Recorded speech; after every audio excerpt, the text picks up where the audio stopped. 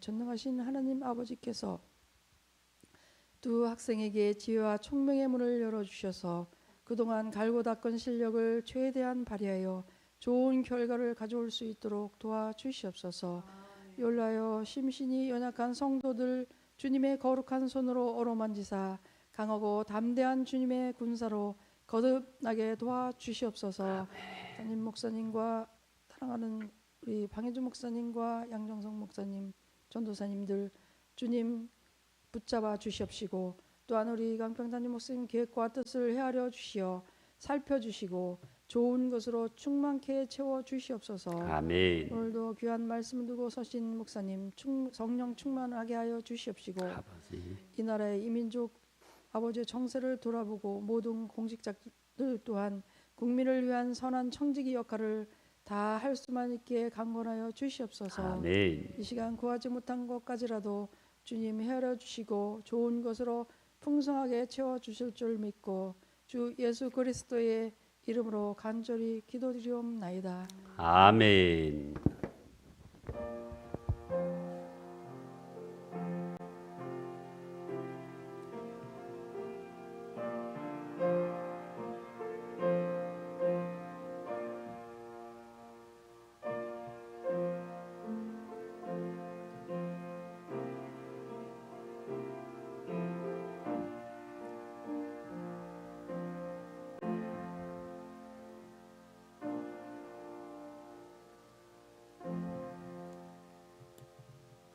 아멘.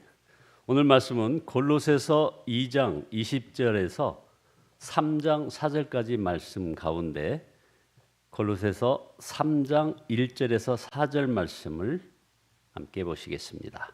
골로새서 3장 1절에서 4절 말씀입니다. 골로새서 3장 1절 말씀. 그러므로 너희가 그리스도와 함께 다시 살리심을 받았으면 위의 것을 찾으라. 거기는 그리스도께서 하나님의 우편에 앉아 계시느니라. 위의 것을 생각하고 땅의 것을 생각하지 말라. 이는 너희가 죽었고 너희 생명이 그리스도와 함께 하나님 안에 감추어졌음이니라. 우리 생명이신 그리스도께서 나타나실 그때에 너희도 그와 함께 영광 중에 나타나리라. 아멘. 만민길 권사님, 주님의 선하신 뜻대로 인도하셔서 은혜 감사합니다. 감사한금 올리셨습니다. 방희주 목사, 수능생 김성빈, 박영준, 커리지 내일 수능시험 잘 감당하게 하옵소서 기도 좀 올렸습니다. 김길자 사모님 1천 먼저 올리셨습니다. 거룩하시고 사랑이 많으신 나의 아버지 하나님께 감사와 찬양을 올려드립니다. 같이 기도하시겠습니다.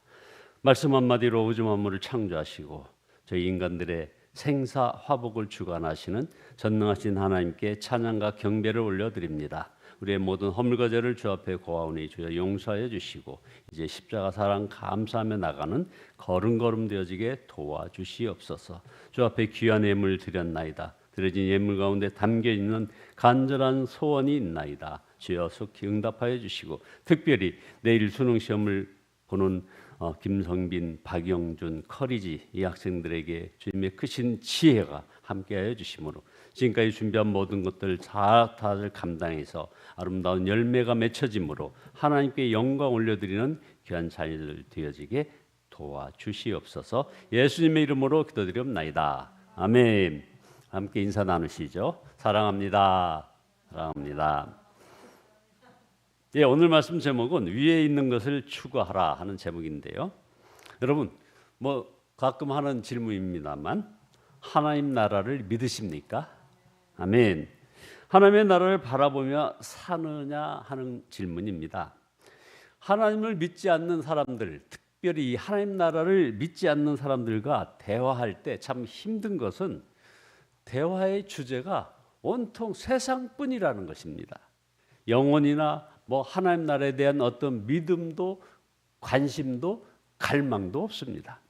그냥 열심히 해서 좋은 학교 가고 좋은 직장에 취직하고 멋진 집을 마련하고 그리고 건강하고 오래 사는 것, 이것이 나쁜 일일 수가 없습니다. 그러나 만약 하나님의 나라가 있다면 문제는 달라집니다. 세상만 바라며 살았지 하나님 나라를 위하여 산 것이 없다면 이거 얼마나 두려운 일이겠습니까?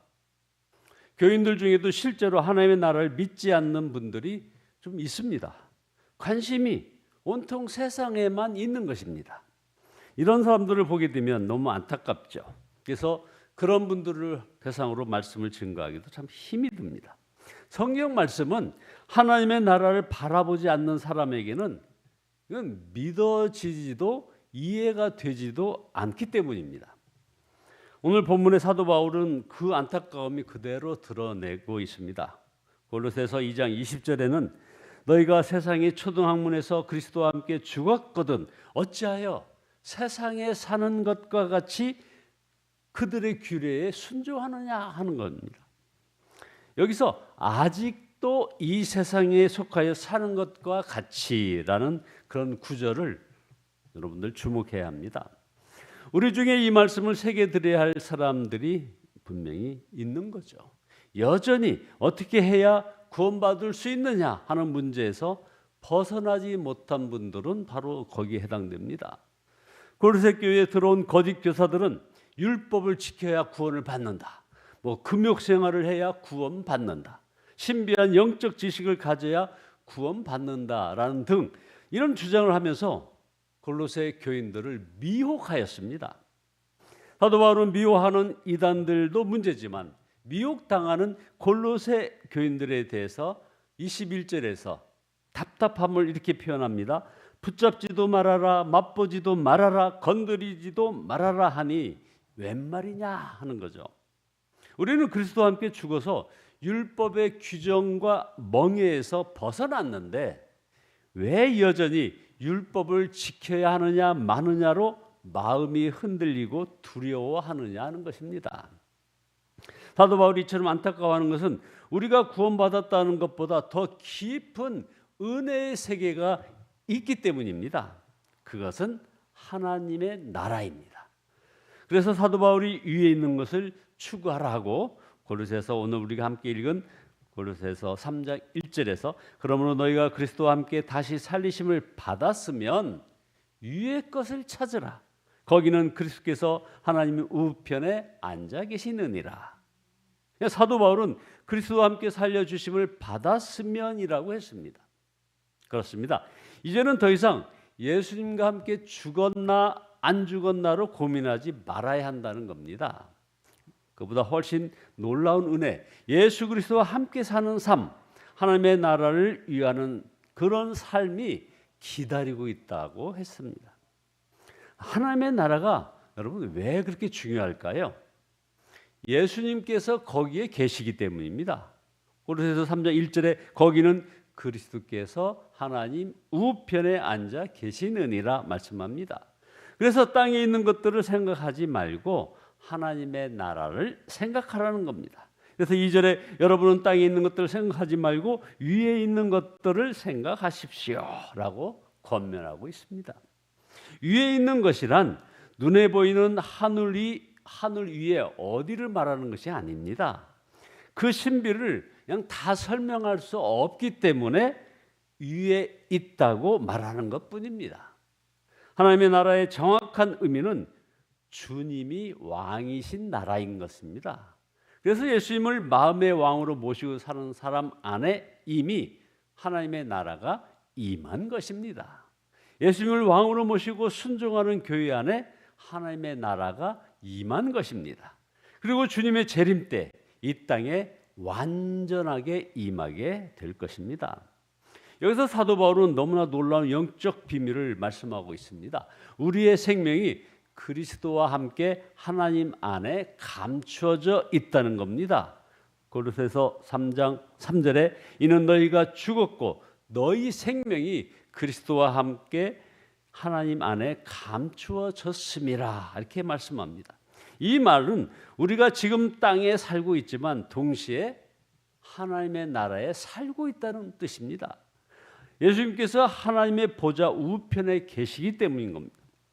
성령께서 오셔서 우리 안에 거하심으로 우리가 그리스도와 하나가 되었다면 우리도 당연히 하나님의 나라에 있는 것이 아니겠습니까? 그리고 주께서 재림하실 때 우리도 주님과 함께 나타날 것입니다. 그래서 사절에 우리 생명이신 그리스도께서 나타나실 그때 너희도 그와 함께 영광 중에 나타나리라. 우리는 그리스도와 함께 사는 자니 살아도 주님과 함께 살고 죽어도 주님과 함께 하나님 나라에 있으며 주님이 재림에 오실 때 주님과 함께 나타나게 되는 것입니다. 우리가 이처럼 놀라운 은혜를 받았는데 언제까지 어떻게 하면 속죄함을 받을 것인가 하는 초보적인 그런 구원의 교리에 머물러 있을 것인가? 언제까지 주일마다 또 잘못 살았습니다, 회개합니다, 용서해 주세요, 감사합니다 만을 반복하며 살 것인가 하는 거죠. 여러분은 영적으로 계속 성장해야 합니다. 그러면 위에 있는 것을 추구하는 사람은 어떻게 산다는 것입니까? 사도 바울에게서 그러한 사람은 어떤 사람인지를 볼 수 있는데 고난받는 것을 기쁘게 여긴다고 한 것입니다. 골로새서 1장 24절에 보면 이제 나는 너희를 위하여 고난을 받는 것을 기쁘게 여기고 있고 그리스도의 남은 고난을 그분의 몸 곧 그리스도를 위하여 내 육신으로 채워가고 있다고 얘기하고 있습니다. 이 고백은 이 땅만 바라보고 사는 사람에게는 이게 도무지 이게 무슨 말인지 이해가 안 되는 말씀입니다. 어떻게 고난이 기쁨이 되는 겁니까? 하나님의 나라에 눈이 띄어진 사람만이 그렇게 됩니다.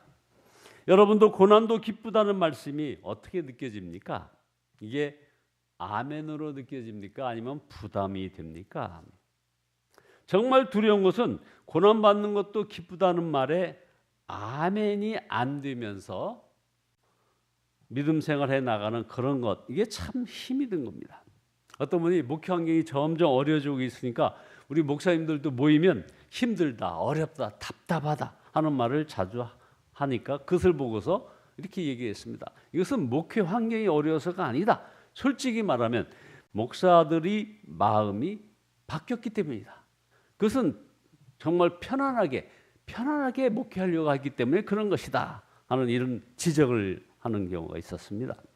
주님은 제자가 되려는 자들에게 믿어지지 않는 말씀을 하셨습니다. 누가복음 14장 26절에 보면 무릇 내게 오는 자는 자기 부모와 처자와 형제와 자매와 더욱이 자기 목숨까지 미워하지 아니하면 능히 내 제자가 되지 못하고 누구든지 자기 십자가를 지고 나를 따르지 않는 자도 능히 내 제자가 되지 못하리라.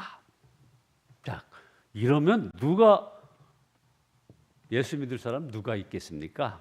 그러나 그것은 또 다른 반전이 있다는 말씀 아니겠습니까? 모든 것과 비교할 수 없는 영광이 있다는 말이 아니겠느냐 하는 거죠. 바로 그게 하나님의 나라입니다. 하나님의 나라를 알고 나면 자기를 부인하는 것을 헌신이라고 할 수도 없는 것입니다. 어떤 목사님이 설교집에 이런 말씀이 있습니다. 버려진 것이 아니라 뿌려진 것이었다. 요셉에 대한 설교를 하는 가운데 그런 말을 했는데요. 요셉이 형들에 의해서 애굽의 종으로 팔려간 걸 잘 알고 있죠. 이것이 버려진 것이냐 하는 겁니다. 그것이 아니었다는 겁니다.